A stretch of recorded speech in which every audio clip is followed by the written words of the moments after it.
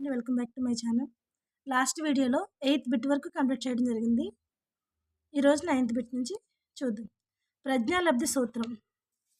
ప్రజ్ఞాలబ్ధి సూత్రానికి formula మానసిక వయస్సు by ఇక్కడ వాస్తవిక వయస్సు అని ఇచ్చారు. ఇది శారీరక వయస్సు. మానసిక వయస్సు బై శారీరక వయస్సు ఇంటూ 100, శారీరక వయస్సు బై మానసిక వయస్సు ఇంటూ 100, శారీరక వయస్సు బై 100 ఇంటూ మానసిక వయస్సు, 100 బై శారీరక వయస్సు ఇంటూ మానసిక వయస్సు. మనకు ఆప్షన్ 1 కరెక్ట్. ఎందుకని మానసిక వయస్సు బై శారీరక వయస్సు ఇంటూ 100 అంటే ప్రజ్ఞాలబ్ధి సూత్రం. నెక్స్ట్, పగటి కళలను కనడం ఏ రక్షక తంత్రం? పగటి కళలను కనడం ఏ రక్షక తంత్రం అంటే స్వైర కల్పన. దమనం అంటే ఏంటి? మనకి దమనం అంటే విచారకరమైన ఇబ్బందికరమైన విషయాలను మనసులో అచేతన వ్యవస్థకు పంపి ఉపశమనం పొందడం అంటే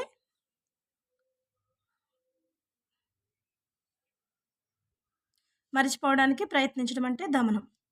పరిహారం అంటే ఒక రంగంలో రాణించిన వ్యక్తి వేరొక రంగంలో రాణించడానికి ముందుకు వెళ్ళడం అంటే చదువులో రాణించలేని వ్యక్తి ఆటల్లో రాణించడానికి అది ఉపయోగపడే రక్షక తంత్రం ఏంటి? పరిహారం. నెక్స్ట్, ప్రతిగమనం అంటే కుంటనం చెందిన వ్యక్తులు పెద్దవారైన చిన్నపిల్లల్లాగా ప్రవర్తించడం. కుంటనం చెందిన వ్యక్తులు పెద్దవారైన చిన్నపిల్లల్లా అంటే ప్రతిగమనం అంటే చిన్నపిల్లల్లా ప్రవర్తించడం. మనకి ఇక్కడ ఆప్షన్ పగటి కళ కనడం అనేది స్వైరకల్పన యొక్క రక్షతంత్రం. నెక్స్ట్, ఏ శ్రావకం చిన్నతనంలో ఎక్కువగా స్రవిస్తే అతి దీర్ఘకాయులుగా పెరుగుతారు? ఏ శ్రావకం చిన్నతనంలో ఎక్కువగా స్రవిస్తే అతి దీర్ఘకాయులుగా పెరుగుతారు అంటే ఆప్షన్ 3 పీయూష గ్రంథి. పీయూష గ్రంథి యొక్క శ్రావకం చిన్నతనంలో ఎక్కువగా స్రవిస్తే అతి దీర్ఘకాయులుగా పెరుగుతారు. నెక్స్ట్, బాలల వివిధ వికాసాలను అధ్యయనం చేయడానికి అబ్జర్వేషన్ డోమ్ను అమర్చిన వారు ఎవరు? బాలల వివిధ వికాసాలను అధ్యయనం చేయడానికి అబ్జర్వేషన్ డోమ్ను అమర్చిన వారు ఎవరంటే గెసెల్. నెక్స్ట్, అభ్యసనము ఈక్వల్ టు ప్రవేశ ప్రవర్తన ప్లస్ అంత్య ప్రవర్తన. ప్రవేశ ప్రవర్తన మైనస్ అంత్య ప్రవర్తన. అంత్య ప్రవర్తన ప్లస్ ప్రవేశ ప్రవర్తన. అంత్య ప్రవర్తన మైనస్ ప్రవేశ ప్రవర్తన. అంటే అభ్యసనం అంటే ఏంటి? ఫస్ట్ మనకి నేర్చుకోవడం. అభ్యసనం ఈక్వల్ టు ఆప్షన్ ఏదవుతుందంటే 4th ఆప్షన్ అంత్య ప్రవర్తన మైనస్ ప్రవేశ ప్రవర్తన. నెక్స్ట్, టీచింగ్ మిషన్ వీరి సిద్ధాంతాలను ఆధారంగా రూపొందించబడింది. టీచింగ్ మిషన్ అనేది వీరి సిద్ధాంతాలకు ఆధారంగా అంటే టీచింగ్ మిషన్ అనేది వీరి సిద్ధాంతాల ఆధారంగా రూపొందించబడింది. ఎవరి సిద్ధాంతాలు అవి? ప్రెస్సీ, స్కిన్నర్, థార్న్డైక్, థరస్టన్. టీచింగ్ మిషన్ వీరి సిద్ధాంతాల ఆధారంగా అంటే ఎవరంటే స్కిన్నర్. టీచింగ్ మిషన్ వీరి సిద్ధాంతాల ఆధారంగా రూపొందించబడిందంటే ఎవరి సిద్ధాంతాలు? స్కిన్నర్ సిద్ధాంతాల ఆధారంగా టీచింగ్ మిషన్ అనేది రూపొందించబడింది. నెక్స్ట్, తరగతి గదిలో విస్తృతమైన బోధనానుభవాలు కల్పించాలని థార్న్డైక్ ప్రతిపాదించిన సూత్రం. తరగతి గదిలో విస్తృతమైన బోధనానుభవాలు కల్పించాలని థార్న్డైక్ ప్రతిపాదించిన సూత్రం ఏంటి? విన్యాస వైఖరి సూత్రం, పాక్షిక క్రియాశీల సూత్రం, బహుళ ప్రతిస్పందన నియమము, సాదృశ్య నియమము. తరగతి గదిలో విస్తృతమైన బోధనానుభవాలు కల్పించాలని థార్న్డైక్ ప్రతిపాదించిన సూత్రం ఇది బహుళ ప్రతిస్పందన నియమం. నెక్స్ట్, 3 తెల్ల పక్షులు అన్నది ఏ భావన?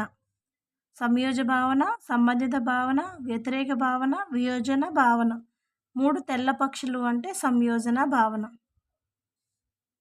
నెక్స్ట్, 17 ఒక స్థితిలో జరిగే అభ్యసనము పూర్తిగా కానీ పాక్షికంగా కానీ ఇతర పరిస్థితులకు అనుప్రయుక్తం కాగలిగినప్పుడు అభ్యసన బదలాయింపు ఏర్పడిందని చెబుతాము అని అభ్యసన బదలాయింపు నిర్వచించిన వారు.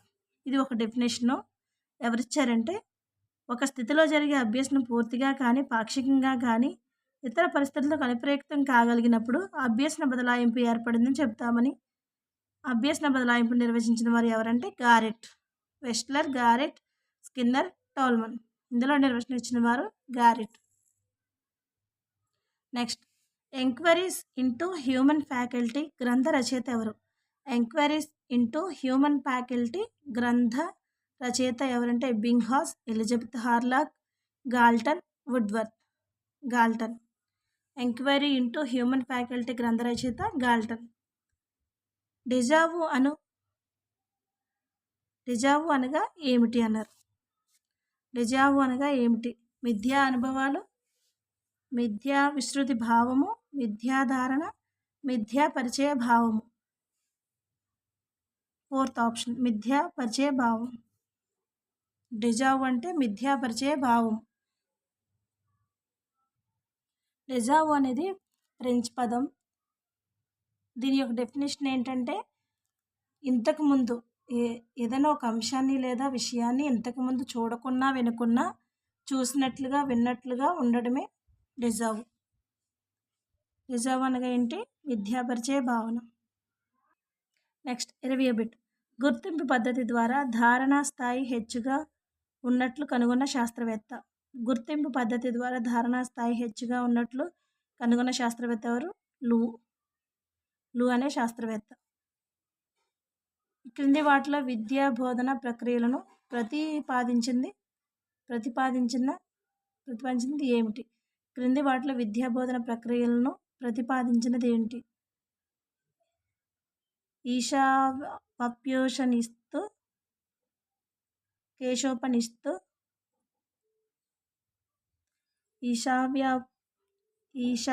ఈశావాప్యోపనిషత్తు, కేనోపనిషత్తు, తైత్తిరీయోపనిషత్తు, కఠోపనిషత్తు. అంటే క్రింది వాటిలో విద్యా బోధన ప్రక్రియలను ప్రతిపాదించింది ఏదంటే తైత్తిరీయోపనిషత్తు. ఉపనిషత్తులు ఉంటాయి కదా, ఉపనిషత్తుల్లో ఇవి ఉంటాయి. వైయక్తిక భేదాలను వంశపారంపర్య కారణాలు ఉన్నాయని, అవి కాకుండా ఉన్న ప్రధాన లక్షణం ఏమిటి? వైయక్తిక భేదాలకు వంశపారంపర్య కారణాలు ఉన్నాయి. అవి కాకుండా ఉన్న ప్రధాన కారణం ఏమిటంటే పాఠశాల కారణాలు, సామాజిక వైవిధ్యం, భాషా వైవిధ్యం, ఉపాధ్యాయుడు. సామాజిక వైవిధ్యం. నెక్స్ట్ ప్రత్యేక విద్య అనేది కేవలం మానవత్వపు పునాదులు మీదనే కాకుండా దాని ప్రయోజనం ఆధారంగా రూపొందించడం జరగాలని నిర్వచించినది. ప్రత్యేక విద్య అనేది కేవలం మానవత్వ పునాదులు మీదనే కాకుండా దాని ప్రయోజనం ఆధారంగా రూపొందించడం జరగాలని నిర్వచించింది ఎవరంటే జాతీయ విద్యా విధానం. అందరికీ విద్యా విధానం. Kothari commission, Tarabai commission. జాతీయ విద్యా విధానం, అందరికీ విద్యా విధానం, కొఠారి కమిషన్, తారాబాయ్ కమిషన్లో మనకి ఆప్షన్ 3 కరెక్ట్. ప్రత్యేక విద్య అనేది కేవలం మానవత్వ పునాదులు మీదనే కాకుండా దాని ప్రయోజనం ఆధారంగా రూపొందించడం జరగాలని నిర్వచించింది Kothari commission. Next sundial తయారీ గ్రామానికి గ్రామానికి సంబంధించిన వివిధ విషయాల సేకరణను ఈ క్రింది వాటిలో ఏ పరికల్పనలోనివి? సన్ డయల్ తయారీ గ్రామానికి సంబంధించిన వివిధ విషయాల సేకరణలు ఈ క్రింది వాటిలో ఏ పరికల్పనలోనివి? ఆనందదాయక పరికల్పనలు, నిర్మాణాత్మక ప్రకల్పనలు. ఆనందదాయక ప్రకల్పనలు, నిర్మాణాత్మక ప్రకల్పనలు, ప్రజ్ఞా ప్రకల్పనలు, జీవితోపయోగ ప్రకల్పనలు. మనకి సన్ డయల్ తయారీ గ్రామానికి సంబంధించిన వివిధ విషయాల సేకరణ ఈ క్రింది వాటిలో ఏ పరికల్పనలు అంటే నిర్మాణాత్మక పరికల్పనలు. విద్యార్థుల ఏకాగ్రతను ప్రోత్సహించిన పద్ధతి. వనరుల పద్ధతి, చర్చా పద్ధతి, ఉపన్యాసాల పద్ధతి, ప్రదర్శన పద్ధతి. విద్యార్థుల ఏకాగ్రతను ప్రోత్సహించిన పద్ధతి ఏదంటే ప్రదర్శన పద్ధతి. నెక్స్ట్ వ్యక్తిని విశిష్టమైన వ్యక్తిగా గుర్తింపు తెచ్చేది అతనిలో ఉన్న సాధారణ ప్రేరణ, అతనిలో ఉన్న సహకార భావన, అతనిలో ఉన్న ద్వేష భావన, అతనిలో ఉన్న పనితనము, అతనిలో ఉన్న సాధారణ ప్రేరణ. వ్యక్తి సమస్యలను కారణాలను వివరించి వాటికి పరిష్కార మార్గాలను సూచించి సంఘంలో ఆ వ్యక్తిని ప్రజ్ఞావంతునిగా, మంచి పౌరునిగా చేసేదెవరు? మార్గదర్శకత్వం, మూర్తిమత్వం, మంత్రణం. హ్యూమన్ ఇమ్యూనోడెఫిషియన్సీ వైరస్ అనేది రక్త ప్రసరణ వ్యవస్థను నియంత్రిస్తుంది. మనిషిలోని రోగ నిరోధక వ్యవస్థను బలహీనపరుస్తుంది. మనిషిలో రోగ నిరోధక వ్యవస్థను బలపరుస్తుంది. గుండె వేగాన్ని నియంత్రిస్తుంది. మనిషిలో రోగ నిరోధక వ్యవస్థను బలహీనపరుస్తుంది. హ్యూమన్ ఇమ్యూనోడెఫిషియన్సీ వైరస్ అనేది. Option 2 correct. తరగతి గదిలో పాఠ్యాంశ బోధనకు ముందు చేసే మూల్యాంకనం ఏది? రూపణ మూల్యాంకనం, సమగ్ర మూల్యాంకనం, సంకలన మూల్యాంకనం, లోప నిర్ధారణ మూల్యాంకనం. తరగతి గదిలో పాఠ్యాంశ బోధనకు ముందు చేసేది ఏంటి? లోప నిర్ధారణ మూల్యాంకనం. నెక్స్ట్ 35.